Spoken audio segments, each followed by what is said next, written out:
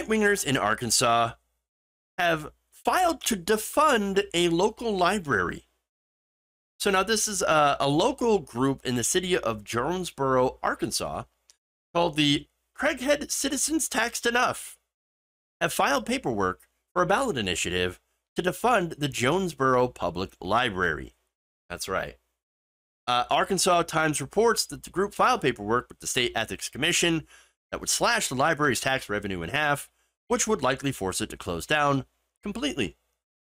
Paperwork filed with the State Ethics Commission is a step toward allowing the group to raise funds for an anti-library campaign. Imagine being anti-library. Well, you know what we got to do? We gotta go after them book learnings. We hates them book learnings. Now, why? What's the point? Well, according to the Arkansas Times, the group's going after the library's funding because of a single gay pride display in the library window more than a year ago. Oh, that's what happened. Ah, of course. Look, you want to talk about cancel culture? Well, hey, here's cancel culture. Yes, let's cancel the library because it had a pride display in it. We don't like that. You know what? How about the snowflakes suck it up and maybe instead of trying to cancel knowledge, you do something to actually help your community? I know, weird idea, right? Oh, yeah, it's very strange. Now, look, the Jonesboro Library is not the only library to face the threat of defunding. We've had conservative groups all over the country that have been doing this, that have been targeting places of actual learning, not just libraries, but schools as well, and coming up with the weirdest stuff. For example, Colorado, also, I believe, Minnesota, Michigan, all over the place. You've had this weird war against furries in classrooms. Oh, you know what they're doing? They're putting the litter boxes in the classrooms for the students that, to use. Yeah, they're going to use in the classroom. The litter boxes identify as cats. Where did you hear this nonsense? Yeah, I heard it from Facebook. Yeah, that's what happened. But wait, I heard it from Facebook. And a lot of these same right-wingers are like, God damn Zuckerberg, controlling the world. What? None of this makes any sense. And there's no reality to it whatsoever. There's no litter boxes in the classrooms. And so, now that said, there was a pride display in the library window, but still, that seems ridiculous to try to defund the library from that, just over that. Now, another example here is Jamestown Township, Michigan, who overwhelmingly voted against a measure that would have raised revenue to continue funding the town library after local activists accused it of grooming children to have sinful desires. So let's get this. Let me get this straight, okay? Grooming children by letting them read books. Well, you don't understand, those books, they're pornographic. Do they have any porn pictures in them? No. Oh, but it's a gay person's in it. That's what it is. It's a book involving a gay person. That's what it is. Okay, so you think that reading a book involving a gay character or several gay characters, you read that book, that's going to make you gay. Is that what they're saying? But now hold on. Let's reverse the logic here, right? So how come? Because look, gay people have always existed. Not a new invention. Okay, it's not a new thing that has taken over. Gay people and trans people have always existed in the entire history of humankind. Now, why didn't all the books and the movies and the TV shows that showed nonstop heterosexual people, heterosexual relationships, cisgender people, why didn't being constantly bombarded with all of that make any of those gay people straight? It's a valid question. Because if you are a person who believes that all you need to do to be gay or trans is to be aware of the existence of gay and trans people,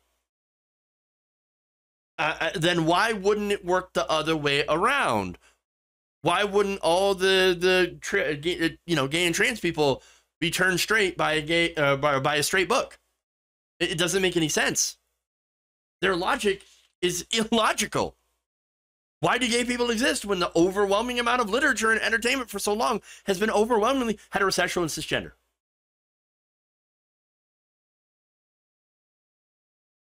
They can't answer that question. Obviously, because thinking is not their strong suit. Okay?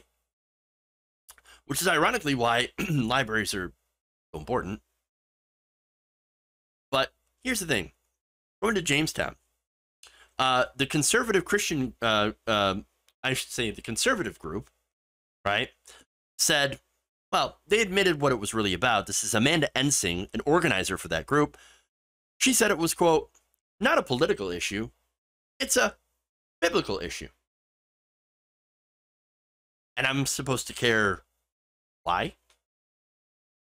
Well, so the Bible says, nope, don't care. Don't give a damn. I don't believe in it. I don't believe in it. Why should I follow something that I don't believe? Why should I follow your religion? I mean, it's not like you don't have the right to believe in whatever you want. You do. But that doesn't mean you can enforce your beliefs on everyone else. You can shove your religion down everyone else's throat. Take away public services that are necessary because those public services decided to be a little bit more inclusive to people. And look, this is a library, not a church. And there's a big difference between the two because it turns out you actually learn facts at a library. I know. And look, that's actually okay because the point of religion is not to learn factual information. It's actually to be about faith. And anybody who's a religious person, you know that. It is about your faith. It's not about factual information. So, look, and by the way, libraries do have a fiction section too. And the church is a fiction section. But overall, look, I'm tired of the butthurt Judds. Okay, I'm tired of them coming in and basically cry bullying their way, to force everyone to follow the rules of their religion. No, we live in a secular country, meaning that you can have your religion, you can have your own personal beliefs, but you cannot discriminate against people who do not share those beliefs. Now, look, that's a little bit different than if you're to evangelize and you say, hey, my religion, it offers this, it offers community, and here's, we're going to do a luncheon, and we're going to do a charity drive, and all that stuff. Oh, that's wonderful. No problem with that. But when you're going out there and you're literally trying to shut down places of knowledge, to shut down, I guess, what you would be considered competition, I think that's wrong. In this country, we have the freedom to believe, but we also have the freedom not to believe.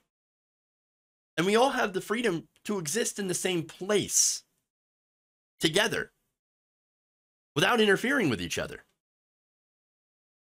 That said, right, these people seem to have such a sense of victimhood since they no longer are able to control everyone else's lives and make people to believe the same things they do. I mean, and they're actually getting together and trying to do so through defunding and these kinds of things. And by the way, this is going to affect far more than just people who love to read books. There's a lot of things that libraries do now that isn't just about books. They offer many services, including free internet access. You don't have it. Research tools, resources, quiet study spaces for adults and as well as high school or children, college prep, tutoring, job prep, cultural events, programs, classes, writing workshops. There's a ton of things here. But all of that is in danger of being shut down by angry, closed-minded religious zealots who are actively out there trying to hurt and destroy, to take away amazing resources for people and communities. Not to mention, these are great places for kids to go to try to stay out of trouble. I can only surmise from their reaction that they feel that knowledge, that information, that facts are a danger to them. They fear it. They hate it. They don't like the reality. Anything that does not conform to their worldview has to go. So look, if you value facts, knowledge, books, reality, then you might want to get involved and try to put a stop to these groups. Again, not to try to take their, freedom to practice their religion. Nobody wants that. Nobody wants to take away their freedom to believe whatever the hell they want. But we're trying to protect our freedoms to access information. That's it. Because if we don't stand up to these people are going to take us back to the Dark Ages, one burnt book at a time. And let me tell you, if you're on the side of burning and banning books, you're not on the right side. You're on the wrong side.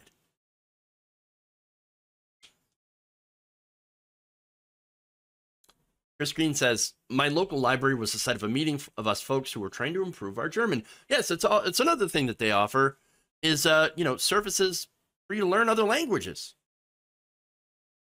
It's an excellent point. I mean, look, we can't allow these people to take away this kind of stuff, to take away access to knowledge. And it's insane that we live in a country where there are people that are actively trying to do that. It's horrifying. Absolutely horrifying. And I don't think we're ever going to be able to reason with these people because reason does not exist in their heads anymore. It's gone. It's been replaced by nothing more than just dogma.